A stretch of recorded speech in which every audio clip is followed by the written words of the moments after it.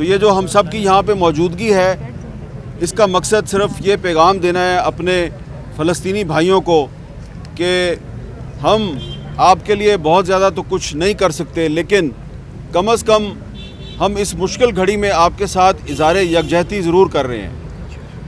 میں نے پچھلے کئی مہینے میں بہت سے غزہ کے متاثرین کے لیے جو مارچ ہوئے، فلسطینی بھائیوں کے حق میں سیمینارز ہوئے، وہاں پہ میں نے بہت سے لوگوں کی تقریریں سنی ہیں اور بہت سی قراردادیں پاس کی جاتی ہیں، حکومت سے بہت سے مطالبات کیے جاتے ہیں، لیکن ابھی تک ہم اپنے جو عام پاکستانی بھائی بہن ہیں ان کو یہ باور کرانے میں ابھی تک ہم کامیاب نہیں ہو سکے کہ ہم اگر چاہیں بھی کچھ کرنا، اگر ہم اپنے ڈاکٹر وہاں پہ بھیجنا چاہیں بھی، اگر ہم امدادی کاموں کے لیے وہاں پہ متاثرین کی امداد کے لیے وہاں جانا چاہیں تو ہم نہیں جا سکتے۔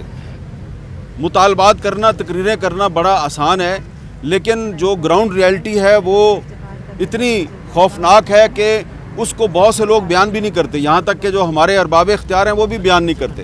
یہ میرے ساتھ کھڑے ہیں مشتاق احمد خان صاحب، کسی نہ کسی طریقے سے بطور سینیٹر ویزا حاصل کر کے مصر تک پہنچ گئے، غزہ کے بارڈر تک پہنچ گئے، اس کے بعد انہوں نے پوری کوشش کی کہ آگے ان کو جانے کی اجازت مل جائے، لیکن ان کو اجازت نہیں ملی۔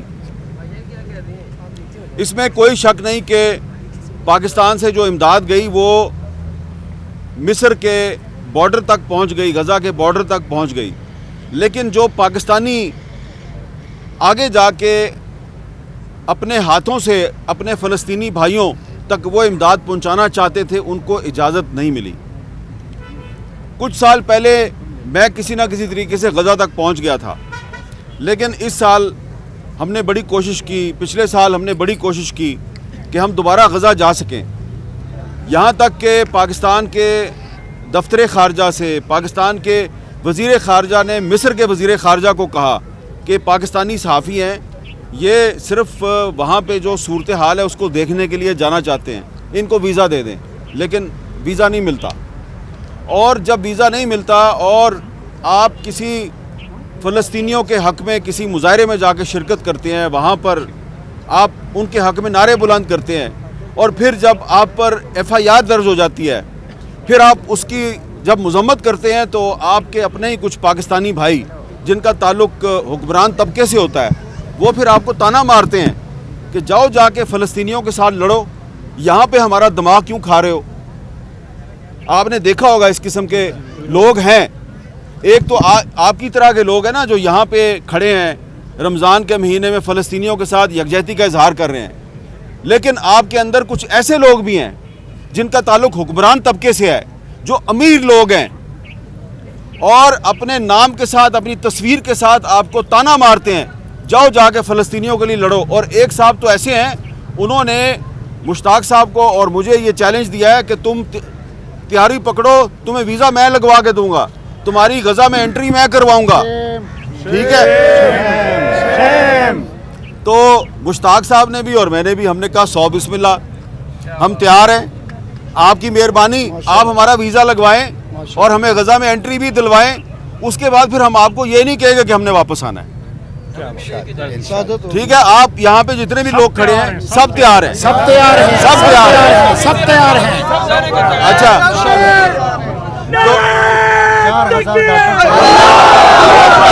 امریکہ کا جو یار ہے،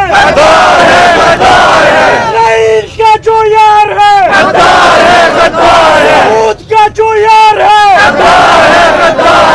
پاکستان کا مطلب کیا؟ لا الہ الا اللہ۔ فلسطینیوں سے رشتہ کیا؟ لا الہ الا اللہ۔ ابو بیدہ سے رشتہ کیا؟ لا الہ الا اللہ۔ مدد سے رشتہ کیا؟ لا الہ الا اللہ۔ نعرہ تکبیر!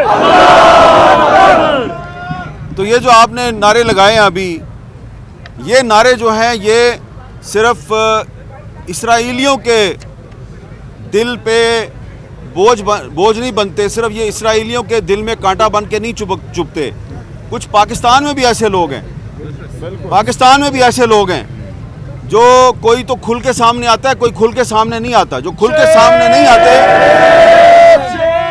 جو کھل کے سامنے نہیں آتے وہ زیادہ خطرناک لوگ ہیں, وہ منافقین ہیں, وہ منافقین ہیں. یار ہے صہیونیوں کے جو یار ہے. لیکن ایک منٹ بھائی جان, نعرے ضرور لگائیں لیکن اب برا نہ منائیے گا, میں کچھ تلخ باتیں بھی کرتا ہوں.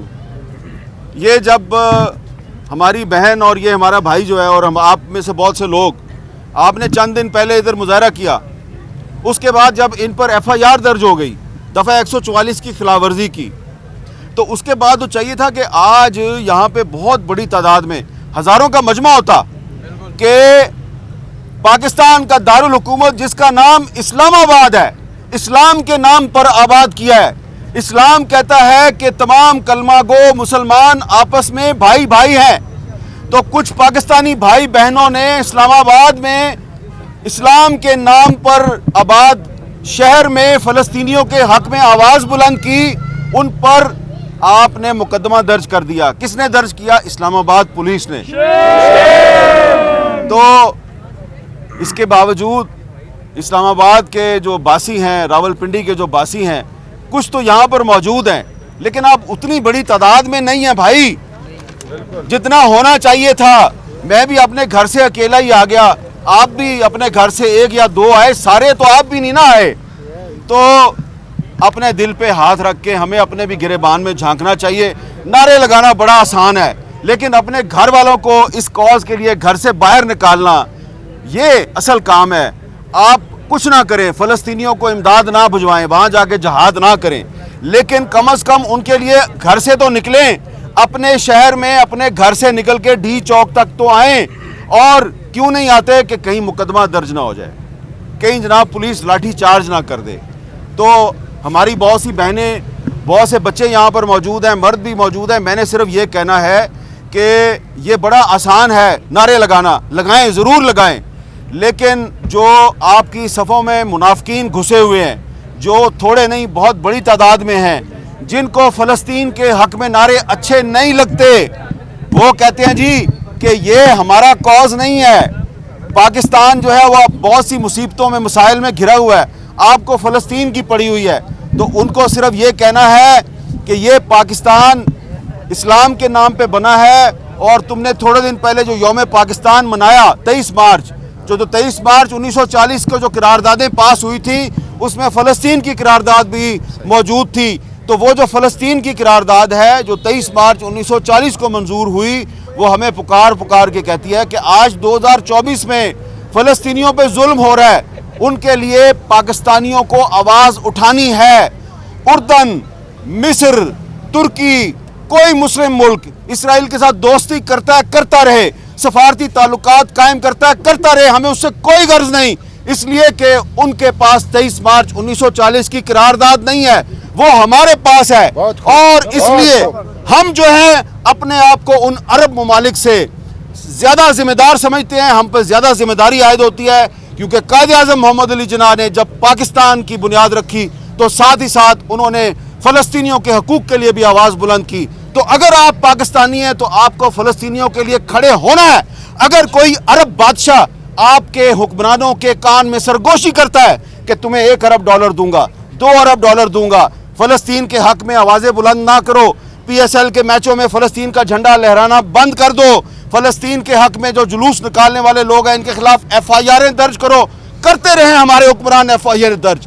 اگر ہم قائد اعظم محمد علی جناح کے ماننے والے ہیں تو ہمیں فلسطین کے حق میں آواز بلند کرنی ہے, اور ہم کرتے رہیں گے. آپ جتنے مرضی مقدمات درج کریں.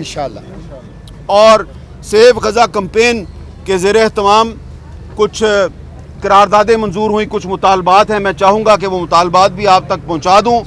یہ جو اجتماع ہے, اس اجتماع میں مطالبہ کیا جاتا ہے کہ فوری طور پر عالمی مداخلت اور جنگ بندی کا اعلان کیا جائے. یونائٹڈ نیشنز نے جنگ بندی کی قرارداد تو منظور کر لی, لیکن اسرائیل اس پہ عمل درآمد نہیں کر رہا. تو اس کے بعد کیا ہونا چاہیے؟ اگر آپ افغانستان پر پابندیاں لگاتے ہیں تو اسرائیل پر بھی پابندیاں لگائیں, لیکن آپ نے اسرائیل پہ پابندیاں نہیں لگائیں. لہٰذا جنگ بندی کی قرارداد پہ عمل درآمد کرائیں, ورنہ اسرائیل پر پابندیاں لگائیں. اور بین الاقوامی عدالت انصاف میں اسرائیل کے خلاف جنوبی افریقہ کی طرف سے دائر کیے گئے نسل کشی کے مقدمے میں حکومت پاکستان فریق بننے کے لیے ایک باضابطہ ٹیم تشکیل دے. آپ کو منظور ہے؟ اسلامی تعاون تنظیم OIC میں اسرائیل کے جنگی جرائم پر کارروائی شروع کی جائے. کیا کارروائی؟ کم از کم OIC اسرائیل کے ساتھ جن اسلامی ممالک نے اپنے دوستانہ سفارتی تعلقات قائم کیے ہوئے ہیں ان سے کہہ سکتی ہے کہ یہ تعلقات ختم کرو. آپ کو یہ قرارداد منظور ہے؟ امریکہ، برطانیہ، متحدہ عرب امارات، مصر اور مملکت سعودی عرب کے سفیروں کے ساتھ اظہار ناراضگی کرے، ڈیمارش کرے ان کو. آپ کو منظور ہے؟ خوراک، ادویات اور ضروری سامان کی خاطر خواہ مقدار میں ترسیل کے لیے زمینی اور سمندری راستوں کا بلاکٹ ختم کروائے اور خصوصی بحری بیڑے فلوٹیلا کی روانگی کا اعلان کرے. آپ کو منظور ہے؟ اور اگر فلوٹیلا جائے گا تو آپ فلوٹیلا کے ساتھ جائیں گے؟